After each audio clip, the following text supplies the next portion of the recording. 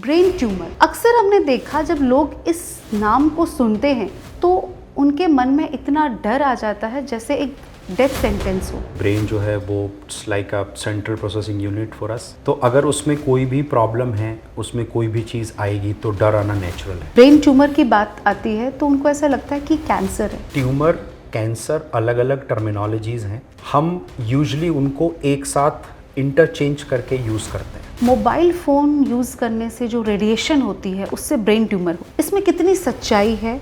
किसी भी radiation, mobile के रेडिएशन से ब्रेन ट्यूमर नहीं होता है, ये मिथ है। ब्रेन ट्यूमर में हेडेक या जो एक नॉर्मल हेडेक है, कैसे इंसान को ये समझना चाहिए कि बहुत ही सतर्क होने की ज़रूरत है? सबसे पहले तो आप ये समझो कि 90 to 98% जो हेडेक हैं, सर के दर्द हैं, उन्हें प्राइमरी हेडेक कहा जाता है। टाइम के रहते ये पता चल सके कि ये वाकई प्राइमरी हेडेक है या ये सेकेंडरी हेडेक है। ब्रेन ट्यूमर है, क्या सर्जरी ही रास्ता है? इस ट्यूमर को या इस चीज को सर्जरी की रिक्वायरमेंट नहीं है। ये एक तरीके का ब्लड कैंसर भी है जो चल के ब्रेन में आ गया है और इसको कीमो रेडियोथेरेपी से ठीक कर सकते हैं। तो आप क्यों सर्जरी करेंगे? सारे ब्रेन ट्यूमर्स में रेडिएशन और कीमो देनी पड़ती है? देखिए, कीमो रेडियो तो सबके लिए सेम है। Radiation is same for everybody. आप किसी भी बीमारी के लिए रेडिएशन दीजिए, उसके जो साइड इफेक्ट है वो आएंगे।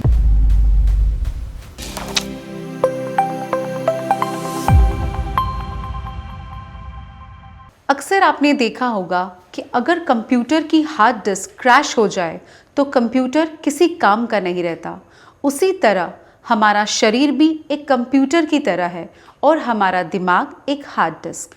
वही दिमाग जो हमें सोच देता है, यादें देता है, डर देता है और सपने भी। लेकिन जब यही दिमाग बीमार पड़ जाए तो ज़िंदगी रुक सी जाती है। नमस्कार, मैं हूं doctor Sheetal Rajdan, clinical consultant Felix hospital Noida. आप देख रहे हैं फेलिक्स टॉक, जहां बातें सिर्फ सेहत की नहीं, जिंदगी की होती है। आज हमारे साथ हैं वो शख्स जो हर दिन इंसानी दिमाग के सबसे खामोश हिस्से से बातें करते हैं, जहां 1 मिलीमीटर की चूक जिंदगी की दिशा बदल सकती है। आज हमारे मेहमान हैं हमारे न्यूरोसर्जन डॉक्टर सुमित शर्मा, जिनके लिए सर्जरी सिर्फ एक प्रोसीजर नहीं बल्कि भरोसे और उम्मीद का ऑपरेशन है। आइए आज जानते हैं दिमाग के अनकहे सच। नमस्कार sir, welcome in a doctor's talk. So doctor साहब, सबसे पहले आज क्योंकि आप एक न्यूरोसर्जन हैं, हम बात करना चाहेंगे ट्यूमर की, ब्रेन ट्यूमर। अक्सर हमने देखा जब लोग इस नाम को सुनते हैं तो उनके मन में इतना डर आ जाता है जैसे एक डेथ सेंटेंस हो। तो इसमें कितनी सच्चाई है? शीतल, लुक, जैसे यू एक्सप्लेन ब्यूटीफुली कि ब्रेन जो है वो it's like a central processing unit for us. तो अगर उसमें कोई भी प्रॉब्लम है, उसमें कोई भी चीज़ आएगी तो डर आना नेचुरल है। और इसमें कुछ गलत बात भी नहीं है कि आपको कोई चीज़ डिटेक्ट होती है कि आपके ब्रेन के साथ कुछ प्रॉब्लम है एंड यू आर वरीड, तो ये कोई बहुत अलग बात नहीं होगी, इट्स क्वाइट नेचुरल। बट हाँ, ये है कि क्या आया है, क्या डायग्नोसिस बनी है, उसकी क्या क्या पॉसिबिलिटीज़ हैं, पहले क्या होता था, अब क्या हो सकता है। अगर इन सब चीज़ों पे बैठ के आराम से डिस्कस किया जाए और एक थॉटफुल प्लान पे काम किया जाए तो इन सबसे बाहर भी आया जा सकता है। सो ऐसा नहीं है कि डरना ही है, हैव टू हैव होप और थॉरो प्रोसीजर को फॉलो करना है। राइट, ये सुन के सबको डेफिनेटली एक राहत मिली होगी आपकी इस बात से। डॉक्टर साहब, अक्सर लोगों को एक कन्फ्यूजन रहता है कि जब ब्रेन ट्यूमर की बात आती है तो उनको ऐसा लगता है कि कैंसर है। क्या ये सच है? देखो, क्या है कि ट्यूमर, कैंसर अलग अलग टर्मिनोलॉजीज़ हैं। हम यूजुअली उनको एक साथ इंटरचेंज करके यूज़ करते हैं। कहीं पे ट्यूमर बोल दिया, कहीं पे कैंसर बोल दिया। ब्रेन की हम अपनी भाषा में भी कहें, ब्रेन में कुछ भी डायग्नोज हुआ तो उसको एक मास जो है, there is a mass in the brain, ऐसे करके हम एक अम्ब्रेला टर्म दे देते हैं। एंड देन वी सी, हम ये देखते हैं कि वो जो मास है वो इन्फेक्शन भी हो सकता है, वो इन्फ्लेमेशन भी हो सकता है, वो ट्यूमर भी हो सकता है। अब ये जो ट्यूमर टर्म है, ये ट्यूमर बहुत सारे केसेस में नॉन कैंसरस होते हैं। जो ब्रेन के ट्यूमर हैं, ग्रेड 1 ग्रेड 2 ट्यूमर होंगे और अगर आप उनको, अगर वो सक्सेसफुली मोर देन 95% ब्रेन से निकाल दिए गए तो वो दोबारा होने के चांसेस भी बहुत कम हो जाते हैं। एक छोटा सबसेट, छोटा परसेंटेज ऑफ जो ब्रेन के ट्यूमर हैं वो मैलिग्नेंट ट्यूमर कहते हैं उनको, या कुछ ग्रेड 3 और मैक्सिमम ग्रेड 4 जो ट्यूमर्स हैं वो ख़राब ट्यूमर्स हैं, जिनके बाद ये होता है कि हाँ लाइफ एक्सपेक्टेंसी कम हो जाती है। तो ये आप इसको ऐसे एक सिर्फ ट्यूमर वर्ड को सीधे कैंसर से नहीं जोड़ के देखें। ब्रेन में आप पहले ये देखें, बहुत सारे इन्फेक्शन भी गांठ की तरह आते हैं, ट्यूमर भी गांठ की तरह आता है, मैलिग्नेंसी भी गांठ की तरह आती है। उनको अलग अलग करना है प्रॉपर जांच करके, और फिर आगे बढ़ना है कि हाँ ये कैंसर है या कैंसर नहीं है। तो सारे कैंसर नहीं है। नहीं सर, आपने देखा होगा आजकल व्हाट्सएप पे इतने ज़्यादा मैसेजेस आते हैं। ज़्यादातर बहुत बार से हमने देखा कि मोबाइल फ़ोन यूज़ करने से जो रेडिएशन होती है उससे ब्रेन ट्यूमर होता है। इसमें कितनी सच्चाई है या ये सिर्फ एक मिथ है? किसी भी रेडिएशन से, मोबाइल के रेडिएशन से ब्रेन ट्यूमर नहीं होता है, ये मिथ है। कोई भी ऐसी किसी भी क्लास की स्टडी नहीं है जो ये कहती है कि there is not even correlation, और हाइपोथेसिस भी नहीं है कि इस फ़ोन के रेडिएशन से ट्यूमर हो जाएगा। फ़ोन के रेडिएशन को या फ़ोन को कम यूज़ करने का जो एडवाइस है वो it's more of A generic advice कि आपकी स्लीप क्वालिटी बेटर रहे, आपका कोऑर्डिनेशन कॉम्प्रिहेंशन बेटर रहे आपकी, क्योंकि आपकी स्लीप क्वालिटी बेटर होगी तो आपका ब्लड प्रेशर बेटर होगा, आपके ब्लड के पैरामीटर्स बेटर होंगे, ब्लड प्रेशर बेटर होगा तो आप बहुत सारी चीज़ों से बच सकते हैं। So it's A for brain tumour ये जेनरिक एडवाइस है, लेकिन फ़ोन के रेडिएशन से ब्रेन का ट्यूमर नहीं होता। ओके सर, जैसे कि अक्सर हमने देखा है ये जो ब्रेन ट्यूमर सुनते थे पहले, ज़्यादातर लगता था कि बड़ों में होता है। अब मैंने रिसेंटली एक अपने नेबर में देखा, उनका 8 साल का बच्चा जो है वो डायग्नोज्ड हुआ ब्रेन ट्यूमर से। इसमें कितनी सच्चाई है? क्या ये सच में बच्चों में भी होने लगा इतना ज़्यादा? बच्चों में सबसे कॉमन जो कैंसर्स होते हैं वो ब्लड कैंसर्स होते हैं। दूसरे नंबर पे बच्चों में जो सबसे कॉमन कैंसर है वो ब्रेन का है।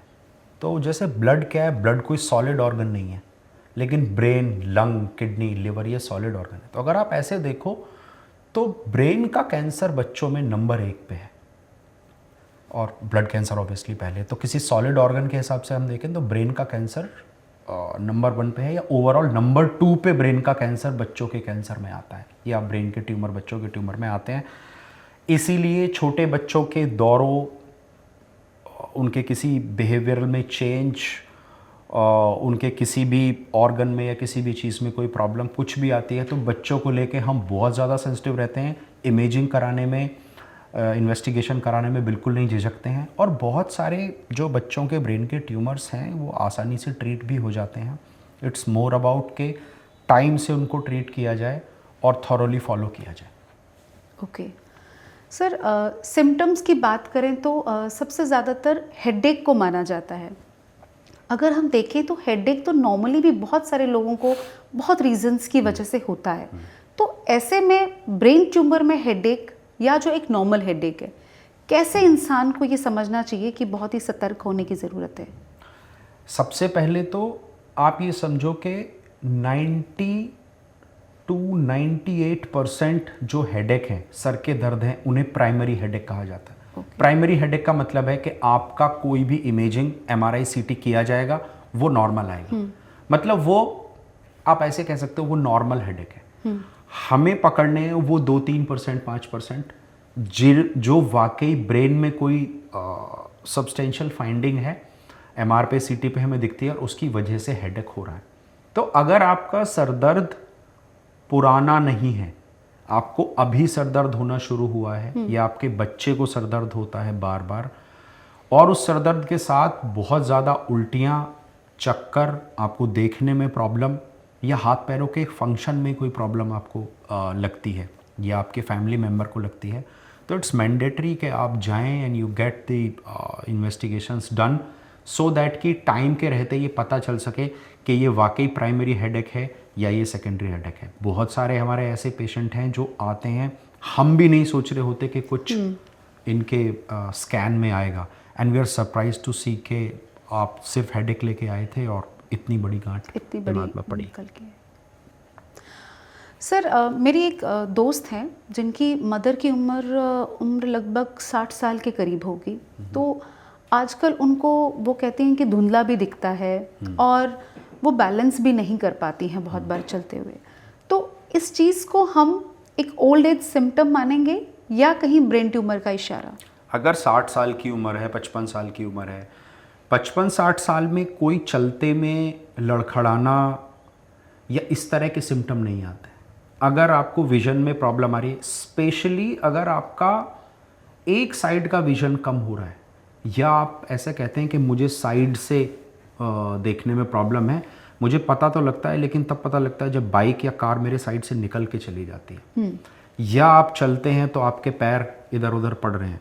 हालांकि ऐसे डायग्नोसिस बनाने में तो इस केवल इन्हीं दो बातों पे बहुत सारी बातें हो सकती हैं, लेकिन अगर सिर्फ ब्रेन की बात कर रहे हैं तो अगर आपको विजन में कोई प्रॉब्लम है, इवन आपको सुनने में कोई प्रॉब्लम है, योर 50s 60s में आप हैं, आप उसको बुढ़ापे की डायग्नोसिस या बुढ़ापा नहीं मान सकते हैं।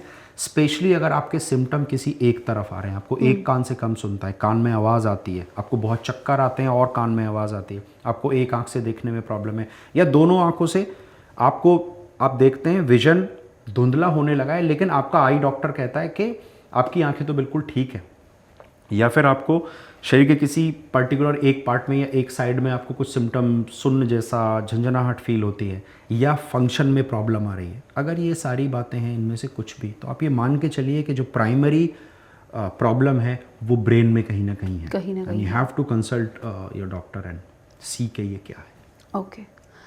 बहुत बार डॉक्टर साहब जो बहुत ही हेल्दी लोग होते हैं, अचानक से कभी किसी को सीज़र आ जाता है, जैसे दौरे पड़ जाते हैं, तो वो ये सोचते, मतलब वो 10 मिनट के बाद अगर नॉर्मल भी हो जाए, सब कुछ ठीक भी हो जाए, तो आपके हिसाब से उनको कितना अलर्ट रहना चाहिए उस चीज़ के लिए कि अगर वो अचानक से पहली बार भी हुआ, क्या वो कोई सीरियस कंडीशन हो सकती है? देखिए, जैसे सीज़र क्या है कि ये पूरा एक अलग डिस्कशन का टॉपिक हो सकता है। तो इस टॉपिक से रेलेवेंट सीज़र से जो बातें हैं, कोई भी सीज़र पहली बात तो अननोटिस नहीं जाना चाहिए। अगर ओल्डर पीपल में आप 30-35 साल के हैं, 40 साल के हैं, और आपको पहले कभी दौरा नहीं आया और आपको पहली बार सीज़र आ रहा है, ये न्यू ऑनसेट सीज़र है। न्यू ऑनसेट सीज़र का ब्रेन ट्यूमर से कोरिलेशन बहुत हाई है। इससे वेरी वेरी हाई पॉसिबिलिटी कि आपके ब्रेन में कोई ना कोई चीज़ पड़ी हो। ज़रूरी नहीं है कि वो कैंसर या ट्यूमर ही निकले, कोई इन्फेक्शन भी निकल सकता है, बल्कि ज़्यादा तो कॉमन इन्फेक्शन ही निकलते हैं। तो आपको उस सीज़र को तो बिल्कुल भी नेगलेक्ट नहीं करना। छोटा बच्चा है, वो छोटा था, उसको दौरा आता था, अब वो 8 साल का हो गया, उसको अभी भी दौरा आ रहा है, 22 साल का हो गया, उसको अभी भी दौरा आ रहा है, चलेगा। चलेगा मतलब कि वो दौरा पुराना है, अभी नहीं आया। लेकिन योर 40-35 पहला दौरा आया है, तो वो मिस नहीं होना है। You have to get your MRI done, it's non negotiable. अब अगर बात करें सर डायग्नोसिस की, तो ब्रेन ट्यूमर के लिए सबसे अच्छा डायग्नोसिस, मतलब स्कैन, जैसे हम CT स्कैन तो कराते हैं, सबसे बेस्ट क्या रहता है? Hands down MRI brain is the diagnostic modality of choice. आपको अलग अलग टाइप के MRI हैं, तो आपने CT किया या कुछ भी आपको सस्पेक्टेड है कि ब्रेन में है, आप MRI करेंगे। अगर आपको लगता है ट्यूमर है, उसको डिफाइन करने के लिए कॉन्ट्रास्ट देंगे, कॉन्ट्रास्ट MRI करेंगे। और हायर अप MRIs होते हैं, MRS कहते हैं उसको, मैग्नेटिक रेजोनेंस स्पेक्ट्रोस्कोपी।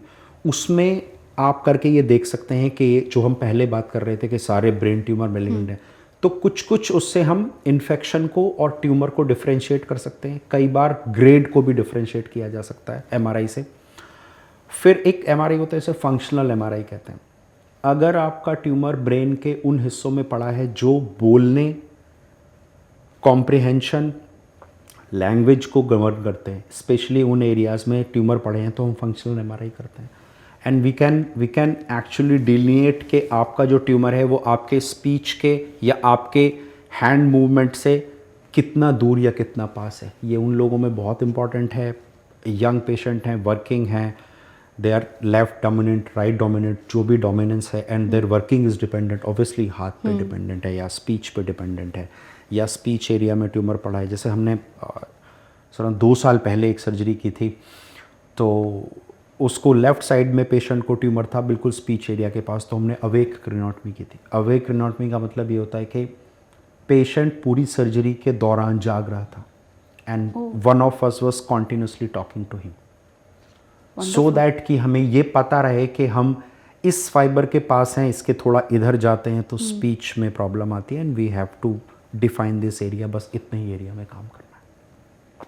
तो मेरा कहने का मतलब है कि MRI करना ही करना है, उसमें कोई डाउट नहीं है। MRI करने के बाद आपको पहली पिक्चर पता लगती है कि हाँ ये है, and then we move forward के आगे क्या करना है। अब जैसे सर MRI में डिटेक्ट हो गया ब्रेन ट्यूमर है, क्या सर्जरी ही रास्ता है या सर्जरी से पहले जैसे हम बायोप्सी नाम सुनते हैं, तो क्या ब्रेन के अंदर बायोप्सी करना डेंजरस होता है? नहीं, अगर आप सर्जरी भी कर दे रहे हैं और वो भी पूरी तरह डेंजरस नहीं है तो बायोप्सी तो और आसान हो गया। बायोप्सी का मतलब ये है कि आपने बहुत छोटा सा होल किया स्कल में, जिसके थ्रू आप ब्रेन में जाएंगे। बट ब्रेन में बायोप्सी हर बार ज़रूरी नहीं होती करनी, अगर बहुत डीप सीटेड ट्यूमर है। डीप सीटेड का मतलब है ब्रेन में वो इतनी गहराई में बैठा है और वो इतना छोटा है कि उसके पास जाने के लिए अगर आप बड़े रास्ते से पूरा स्कल खोल के अंदर जाएंगे तो आप फ़ायदा कम करेंगे, नुकसान ज़्यादा। तो उसको, और दूसरा ये आपको ये डाउट है कि इसको, इस ट्यूमर को या इस चीज़ को सर्जरी की रिक्वायरमेंट नहीं है, ये एक तरीके का ब्लड कैंसर भी है जो चल के ब्रेन में आ गया है और इसको कीमो रेडियोथेरेपी से ठीक कर सकते हैं, तो आप क्यों सर्जरी करेंगे? तो उन केसेस में आप स्टीरियोटैक्टिक बायोप्सी होती है, एक फ्रेम आता है, उसमें बहुत छोटा होल बनाते हैं, we go in, we take the piece और बाहर आ जाते हैं। अच्छा, तब हम बायोप्सी का यूज़ ब्रेन में करते हैं। अगर हम बात करें सर सर्जरी की, जब ब्रेन सर्जरी की बात आती है तो सबके रोंगटे खड़े हो जाते हैं कि पूरे दिमाग को खोलने वाले हैं। तो क्या ऐसी कोई टेक्नोलॉजीज़ आजकल आई हैं जो पहले से बहुत ही डिफरेंट है, जो हमारी सर्जरी को और भी इजी कर देती हैं? ब्रेन में क्या है, देखिए कहाँ पे आपका ट्यूमर है और आप ब्रेन के किस कॉरिडोर में जाना चाहते हैं। मान लीजिए आपको लिम्ब पे कोई काम करना है, इवन इंटेस्टाइन में या लिवर में कोई काम करना है, तो आपको पता है कि आपके पास थोड़ा सा मार्जिन है। I am not trying to say कि वहाँ पे आपको ध्यान नहीं रखते या जो सर्जन्स हैं दे आर नॉट। ब्रेन में क्या है कि आपके पास जो सेफ्टी कॉरिडोर है वो बहुत कम है और उस सेफ्टी कॉरिडोर के अकॉर्डिंगली ही आपको अंदर जाना है और ट्यूमर को निकाल के लाना है। तो बहुत सारी स्पेसिफिक लोकेशंस ऐसी हैं जिनमें बजाय कि आप ब्रेन के थ्रू जाएं, देयर आर कॉरिडोर्स जिनके थ्रू आप अलग अलग स्पेसिफिक इंस्ट्रूमेंट से जा सकते हैं। जैसे एंडोस्कोप है, तो एंडोस्कोप बहुत जगह यूज़ होता है। ब्रेन में कुछ ऐसी चीज़ें हैं जिनमें आप एंडोस्कोप के थ्रू जाएंगे, आपको ब्रेन टच ही नहीं करना है और आप बाहर से उस रास्ते से निकालेंगे। जैसे पिट्यूटरी के ट्यूमर होते हैं, पिट्यूटरी ग्लैंड होती है, उसमें हम नाक के through we can go in, endoscopic endonasal surgery कहते हैं उसको, जो जैसे जो ENT सर्जन एंडोस्कोपी करते हैं, उन्हीं एंडोस्कोप्स के थ्रू रास्ते होते हैं, आप अंदर जाएंगे बोन ड्रिल करके और पिट्यूटरी का ट्यूमर निकाल सकते हैं। या जैसे एक चीज़ होती है जैसे उसे कोलॉइड सिस्ट कहते हैं, एक चीज़ होती है ब्रेन में वेंट्रिकल कहते हैं, उसके अंदर जो ट्यूमर्स हैं उन ट्यूमर्स को आप एंडोस्कोप से निकाल सकते हैं। फिर अब अलग अलग अप्रोच भी यूज़ करना हम लोगों ने शुरू किया है। जैसे की होल अप्रोच एक होती है जिसमें कुछ ब्रेन की कंडीशंस हैं जिनको हम बहुत छोटे, बिल्कुल छोटे होल के थ्रू जाके and we can take them out. But हाँ, अभी भी मेजॉरिटी ऑफ द सर्जरीज, क्योंकि आपको नॉर्मल ब्रेन को भी आइडेंटिफाई करना है और ट्यूमर भी निकालना है और वो बहुत डेप्थ में होता है। These are all microscopic surgeries. आप कोई भी सर्जरी ऐसे खाली ऐसे आँख से देख के नहीं करते, तो बहुत majority of the surgeries open surgeries ही होती हैं। सर बहुत बार हमने अभी सुना साइबर नाइफ, वो क्या चीज़ है सर? देखिए एक्चुअली साइबर नाइफ या गामा नाइफ, ये जो वर्ड्स है इनमें नाइफ लगाया गया है ये बताने के लिए कि ये ब्रेन के ट्यूमर के लिए यूज़ हो रही है, but actually we are not using any knife, there is no surgery. ये एक तरह की रेडियोथेरेपी है, ओके, जिसमें नॉर्मल रेडियोथेरेपी को आप छोटे छोटे बोलस में देंगे बहुत बार में, यहाँ पे स्पेसिफिक लोकेशन में स्पेसिफिक साइज से छोटी गांठ होने पे, मेजॉरिटी 3 सेंटीमीटर से छोटी गांठ होने पे आप एक beam focused high intensity radiation की बीम को ब्रेन पे डालते हैं, उस लीजन पे डालते हैं और उसको ख़त्म करने की कोशिश करते हैं। तो this is not a surgery पर से, it's more of a radiotherapy. Okay sir, तो सारे ब्रेन ट्यूमर्स में रेडिएशन और कीमो देनी पड़ती है? नहीं, जैसे मैंने पहले भी बताया, इट डिपेंड्स ऑन योर कि जो भी चीज़ हमने निकाली वो बायोप्सी के लिए जाएगी, उसका ग्रेड क्या है। ग्रेड 1 ग्रेड 2 में कुछ नहीं करना रहता, कुछ ग्रेड 3 में और सारे ग्रेड 4 में कीमो रेडिएशन दिया जाता है। और अगर साइड इफ़ेक्ट्स की बात करें, साइड कितने इफेक्ट्स, परसेंट? देखिए कीमो रेडियो तो सबके लिए सेम है, radiation is same for everybody. आप किसी भी बीमारी के लिए रेडिएशन दीजिए, उसके जो साइड इफेक्ट हैं वो आएंगे। ब्रेन में एक थोड़ा सा एडवांटेज ये है कि ज़्यादातर जो कीमो है वो ओरल टैबलेट के फॉर्म में दी जाती है, तो आप ये कह सकते हैं अगर कंपेयर करेंगे तो उससे शायद थोड़ा कम होगा, बट ऑब्वियसली साइड इफेक्ट्स तो हैं, there are side effects. Yes sir, कुछ ऐसे प्रिवेंटिव मेजर्स हैं जिससे हम फ्यूचर में ब्रेन ट्यूमर्स को अवॉइड कर सकें? अपने लाइफस्टाइल में कुछ ऐसी चेंजेस आप क्या बताएं? किसी भी लाइफस्टाइल के चेंज से या किसी भी मोडालिटी को करने ना करने से ना तो ब्रेन ट्यूमर होता है और ना ब्रेन ट्यूमर प्रिवेंट होगा। तो ऐसा कोई डाइट प्लान नहीं है, ऐसा कोई स्पेसिफिक वो नहीं है, बट हाँ जैसे पहले मैंने कहा, it's more of a generic advice to follow a healthy lifestyle, working out, less alcohol, less smoking and all, but सीधा कोरिलेशन इन चीज़ों का ब्रेन ट्यूमर से नहीं है। ओके सर, ब्रेन ट्यूमर की सर्जरी के बाद क्या कोई अपनी normal life, normal job, normal driving, ये सब चीज़ें वो कर पाए? बहुत सारे लोग कर सकते हैं, बहुत सारे लोग। जैसे हर बार आपने देखा होगा, मैं ब्रेन में हर बार ये कह रहा हूँ कि क्या लोकेशन थी, क्या हुआ और आउटकम क्या है। मोस्टली जो ग्रेड 1 ग्रेड 2 ट्यूमर्स के पेशेंट्स होते हैं, मोस्ट ऑफ दोज पेशेंट्स वो नॉर्मली सारा अपना काम वापस से कर रहे होते हैं। रिकवरी वेरी हो सकती है, कोई 6-8 हफ्ते में चला गया, कोई 2-3 महीने में चला गया, या शॉर्ट साइकिल कई बार जो कीमो रेडियो ले रहे हैं वो लोग भी कुछ टाइम के बाद ज्वाइन कर लेते हैं। बहुत सारे लोग ज्वाइन कर लेते हैं जो एंडोस्कोपिक सर्जरी, जैसे मैंने पिट्यूटरी सर्जरी वाले, वो लोग तो मतलब mostly there are as good as they were before the surgery.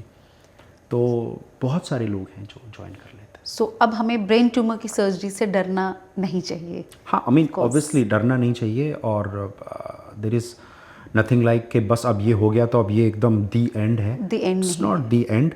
हाँ ठीक है कि अगर आपकी डायग्नोसिस हायर ग्रेड की है then there are fewer options भी है, बट अगर उसके पहले तो ऑप्शंस भी बहुत ज़्यादा हैं और डायग्नोस्टिक मोडालिटीज़ बहुत अच्छी हैं, सर्जरीज रिफाइन होती जा रही हैं, सर्वाइवल अच्छा हो रहा है। It's not survival, it's about the quality of life, जो भी धीरे धीरे और बेटर होती जाए।